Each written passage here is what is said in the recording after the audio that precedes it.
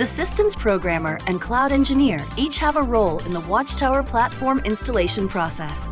The systems programmer is responsible for the WatchTower Platform components that are installed on the mainframe.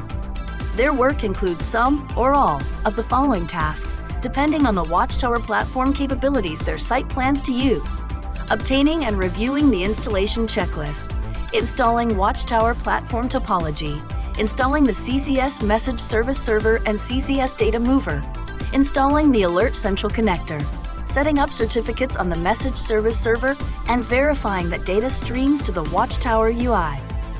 The cloud engineer is responsible for the WatchTower Platform components that are installed on Kubernetes.